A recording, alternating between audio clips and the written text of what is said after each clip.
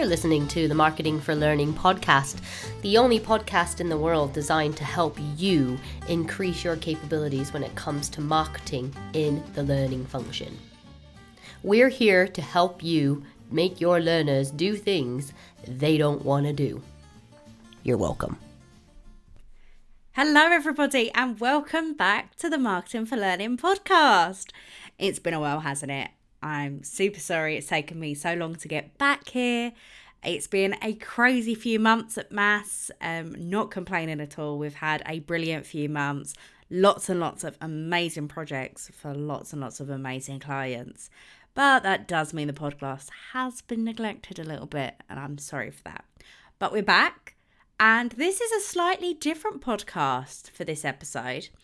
A few weeks ago, I was invited to talk at Think Learning's client event in London, and I delivered a presentation about the importance of marketing campaigns and how they are the secret to learning effectiveness. And it was such an interesting presentation and such an interesting conversation with the L&D practitioners in the room that I wanted to share it with you on the podcast. So it's not the crispest audio. It has got a bit of background noise. It has got some other people talking in it. But I really hope you find this really, really useful. So introduction over. I'll hand over to Hannah from a few weeks ago to talk all about marketing campaigns. Enjoy. But really, I want to start by talking to you guys. How would you describe your audience? They're just too busy. Too busy? Time's always a big one.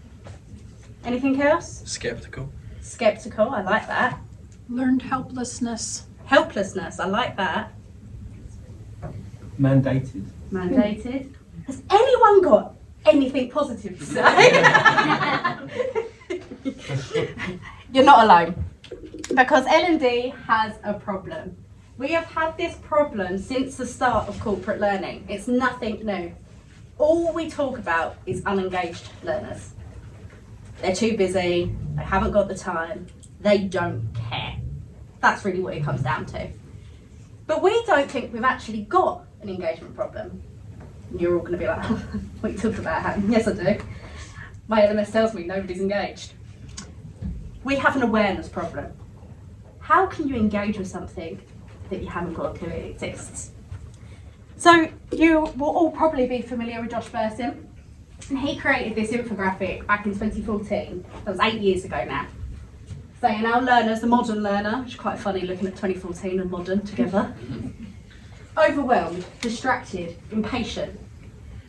That thing at the end, at the bottom, underneath impatient, says you have just between 5 and 10 seconds to capture somebody's attention. It's nothing. And I'm sure it's less than that now. So has anything changed in the last 8 years? Nope. I am trying to find a more up-to-date resource because 2020 now feels really out of date as well, doesn't it? We don't want to go back to 2020, so that's not modern. But in 2020, 61% of people said their biggest obstacle to learning was time. But let's be realistic. Who here binge watches on Netflix? Who here spends time with chatting with their colleagues at work? Spends time on that Zoom call, probably 10 minutes longer than you should be because you're just having a chin wag. So we have the time, we just don't want to do it.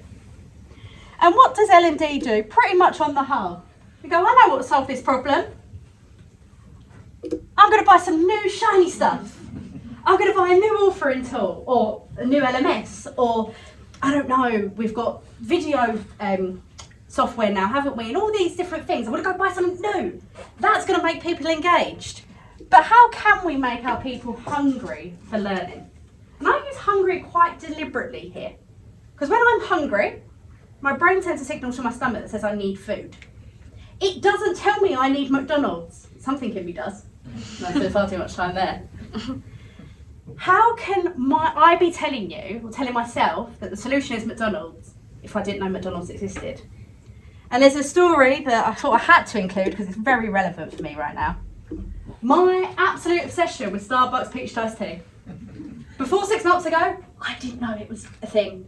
didn't exist in my world, never tasted it. Now I wake up at least once a week and think, oh, I really want a peach iced tea today. I really want one. I couldn't do that 6 months ago because I didn't know it existed. So how can we make our learners feel like that? How can we stay on the top of mind for our audience? And that's where marketing comes in. So I want you all to have a think. When was the last time you woke up in the morning and thought, I really hope my company solves the skill gap crisis today. That's really what I want. Or, really hope we're GDPR compliant. really hope the shareholders get their bonus. You don't. You don't feel like that because that's not how you're motivated. And that's why L&D need to stop making these assumptions. You're guilty of it, I'm guilty of it. Pretty much everybody in the industry is guilty of it at some point or another. Your learners should want to learn. They don't. You guys are from the NHS, aren't you? They don't want to learn, they want to help people. They care about the business objectives, like I just said. Nobody cares about the skills gap crisis, shareholder bonuses, GDPR, anything like that. Nobody really cares about that. We have got an awful habit, and I'm not saying this is all compliance or mandatory training, but if we want someone to do something and they're not doing it, we make it mandatory. That doesn't make anybody want to take the learning. It just makes it another chore on their really long to-do list. And then we get amazing learning tech, like the platforms you've all got from Think. And then we go, oh, we've spent so much time and so much energy and it's so amazing, it's all branded and it looks brilliant. Why is nobody here? Because we've not told anyone.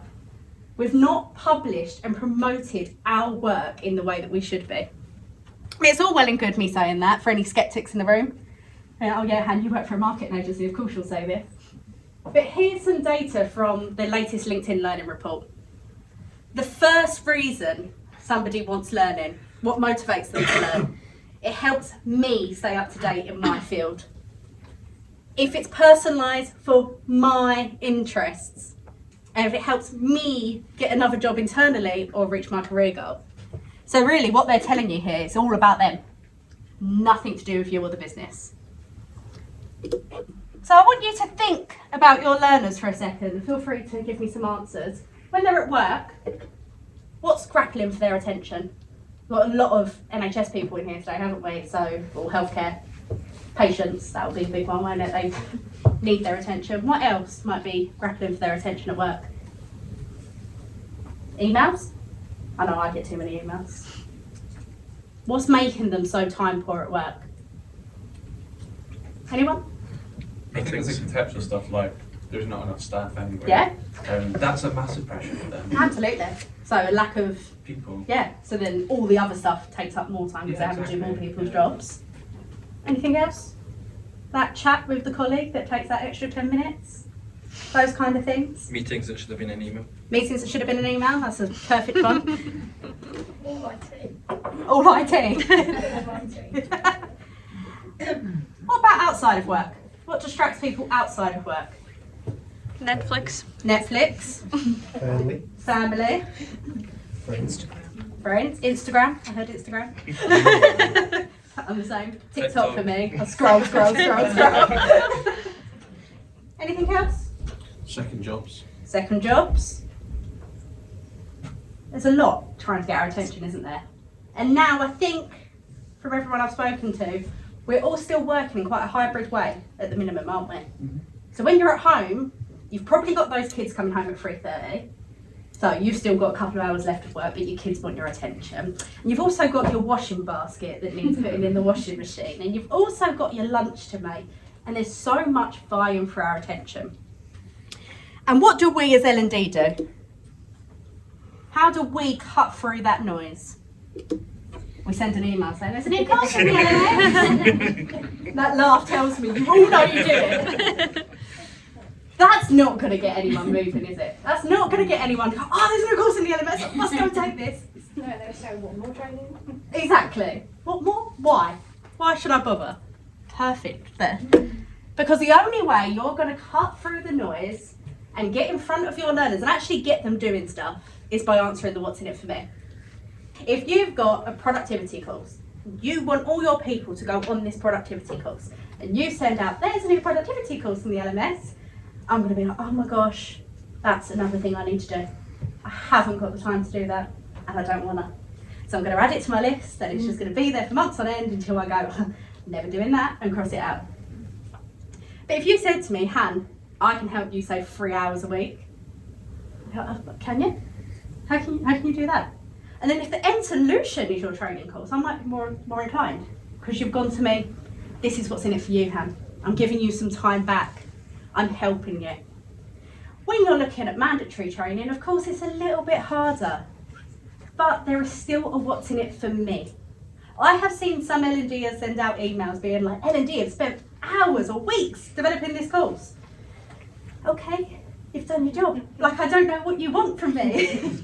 If you're answering the what's in it for me from the audience's point of view, you'll create a message that better resonates with your audience. And sorry to harp on about this, but the what's in it for me will never be because L&D want them to. It will never be ticking myself on health and safety tick box. I can't put into words how many times I've done that whole ergonomic seating thing. I still slouch, so that's not going to help. And like I said, overcoming the skills gap crisis, it's not that either, because they're business mandates. That's what the business wants. And yes, the business has wants. We're in L&D, we have to serve the business too, but your learners should also come into that. So what do we need to know to actually answer this what's in it for me? Because it's all well and good me saying, answer the what's in it for me. And you're like, okay, but how do I know? I've got 5,500 learners. How on earth can I go and talk to every one of them? So we need to kind of work out what the personal goals is and what motivates your learners. What motivates them might have nothing to do with you, your company, or their job. Their motivation might be, you know what, I have to get up and go to work every morning because I've got to give a better life to my family. I want to be that leader that I didn't have when I was younger. I want to do something bigger. That might get them out of bed. It might be, and this is also something we really need to accept in L&D, it might be that they want their paycheck. They might not actually care about career development. We're really great at assuming that everyone wants this big long career, and some people just want to do their job.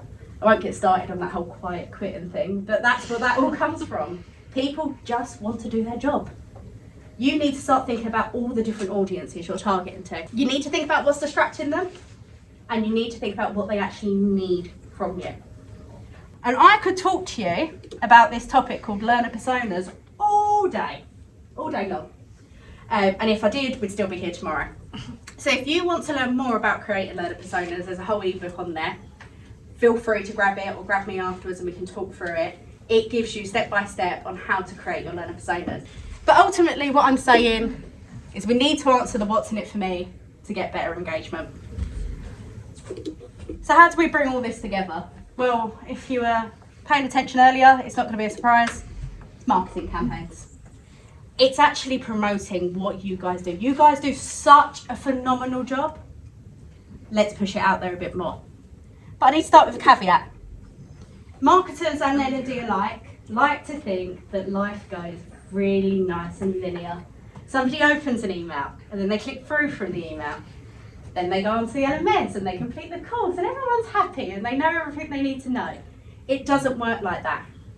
You need to be constantly front of mind, and this is a snapshot of a B2C, so a business to consumer journey.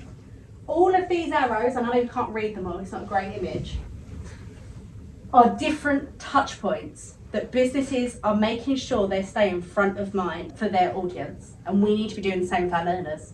Yes, you've got email, but how many people get too many emails? So do you have an intranet? Do you have screens in your canteen? Do you have posters you can put up if we're really going to take it back to basics? How can we stay front of mind for our clients, for our audience rather? But as much as it's not a linear process, in experience in a learning campaign, it is in creating one. So there's 6 steps. We've got a whole template if you guys wanted to know that as well. Just giving everything away here. But we go through 6 steps. It's defining your goals, your audience and your channels. It's quantifying your resource. A lot of you are probably thinking, okay, this is great, but I haven't got any time, so I've also got the time excuse and I can't do it. You plan, you execute, and then you test and optimise. So let's go through these in a bit more detail. Your goals. What are you actually trying to achieve? This often helps with the what's in it for me. If you're putting out a health and safety course and you're like, well, I want everyone to be compliant. Actually, underneath that compliance, you kind of want people not to hurt themselves. So let's start digging a bit deeper into what we're actually doing things for. How will you measure? That's always a big thing, especially in L&D with time poor. We haven't got a lot of budget, 9 times out of 10. So how can we prove that what we're doing is worthwhile? Look at your data now. You've all got fantastic learning platforms. Get the data out of there. Realise where you are today, then look back in 3 months. Benchmarking isn't complicated. You need to think about your audience. If you've done the personas that I mentioned earlier, you've done this. You just pick out the persona that is most relevant for that campaign. But if you haven't, you need to think about their emotional drivers, what's actually going to get them out of bed in the morning, what's actually going to make them take action. What messages are going to resonate with them? What's in it for them? And how can you actually bring that to life in your marketing campaign? And then this is another biggie. What channels? Where are your people hanging out? We have a process that we do in our program that we offer. It's called ADL. And when it starts, we go, so when your audience has a need for X training, what are they doing? Because they're probably not searching the LMS at that point. They're probably not even talking to anyone. They might be trying really hard to get on with their day job. They might be Googling, because that's how we all go to Google. Oh, I can't work out how to do this function on Excel, I'm going to go to Google. They're going to be doing other stuff, and we need to think about where they are doing that other stuff if we're going to market to them properly. There's a real sense of irony that people don't seem to get until I say this out loud. Advertising your programs on your LMS for people that don't go on your LMS is kind of pointless. If they're not there, they're not going to see it. So advertise away from your learning platform. Make sure you're using all the channels to your disposal.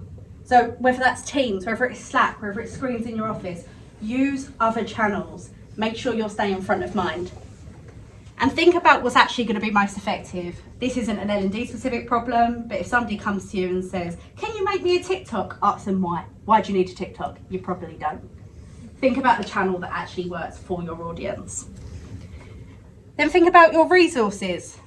Often people look at marketing in the sense of, I've got a program that's going to launch, or I'm relaunching my platform and things like that. Make sure you bear them in mind. Do you have any budget available for the additional stuff? So how about you put on an event for your audience? You bring them all together in one place. You might not need a lot of money budget, but you might need some time budget. So think about the stuff you've got available. And how long does your campaign need to last? That will vary based on your organisation, but I'll tell you now that a campaign should not be less than 3 months. It should be 3 months or more. Then you want to plan and get started. So select your theme, your hook. A good example of a hook is that Coca-Cola share a Coke with. It's always one people go, oh, I remember that. Okay, that makes sense. Make a hook. Make something that they can share. A lot of my clients use hashtags because as much as Twitter's dwindling off, so we don't use hashtags that much in the real world, places like Yammer, your LMS, LinkedIn and all that still use hashtags. So it's a great way of grouping all of your information together. Use the campaign template if you scanned that QR code to make sure you're nice and organised, and then develop as much as you can in advance of when you're going to launch, because there's nothing worse than being like, I need to write a blog that needs to go out tomorrow. It just doesn't work. Something else comes up, we're all busy. And then lastly, you need to test. Testing is something that you guys, using your platforms day in, day out, will be much better at than a lot of L&D professionals, that, especially those that are just face to face. Because we look at our data and go, wait, why is that doing that? How can I make it better? So look at that data and test it. If you go, actually, I think that might be happening because I sent out the email on a Monday. Mondays, nobody likes Monday. I'm going to try send it on a Thursday instead. Test it. See if you get any different data. There's no point doing all of this, putting all your energy in and then just assuming it worked or assuming it didn't. So make sure you're actually looking. So I just want to finish up with some top tips. Start before the launch. If you're launching a learning platform, I don't know if any of you are in this position where you're relaunching or launching your learning platform. Start drumming up some interest before you actually go live. Start telling people something's coming. Build that tension. A really great example of this, again, externally, but Adele just put up loads of posters that just said 30. Had nothing to do with her album. Just said 30 because that was going to be the title of it. People started talking about it. Think about how you can do that in your organisation. Start talking to people. Look, there's this thing. It's coming. Be ready. Think about it in months, not days. You need to stay front of mind. To stay front of mind, you can't send out one email one time and think it's good enough. You need to keep telling people to go to your learning platform, to sign up for the training, to prioritise their personal development. You need to keep reiterating that message. You need to find your hook and answer the what's in it for me. You need to benchmark and test, like I said, and you need to not fear failure. But it's all well and good, again, me saying all of this. I messaged the Slack group this morning of a few of our clients and said, what's the one piece of advice you'd give someone starting their marketing for learning journey? And Elvira from Expedia Group said, get in the right mindset. Get to know your audience and be curious. She has done so much work on understanding her audience.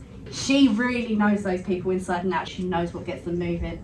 And just by doing that research, she has instinctively done better at everything else since.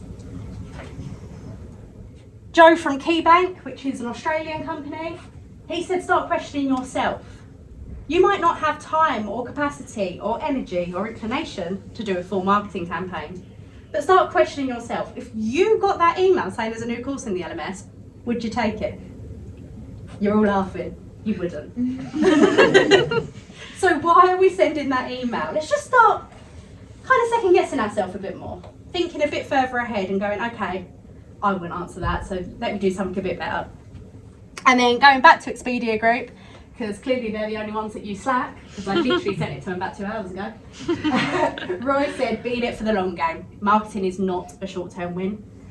It's something that people often overlook because you see an advert go out and then loads of sales come through and yay! That's not how life works. Marketing is a long game. Repetition and consistency are the two big things. If for some unknown reason you want to hear me rattle on anymore, we've got a podcast. It's actually a year old today. Okay, you don't need to hear the rest of that presentation of me pushing people towards this podcast and telling them how to get in touch because you're already here. But I hope you found that recording really useful. I know the audio wasn't great at times, but I'm sure you got the gist of it. Marketing campaigns can be so effective in just making people realise your learning is there. Sometimes it feels like it's too simple to work, but it does work, I promise. If you have any questions, you know where to find me. LinkedIn's probably your best bet. If you want to drop me an email, feel free to do that as well. But if not, I'll see you on the next podcast, guys. Bye.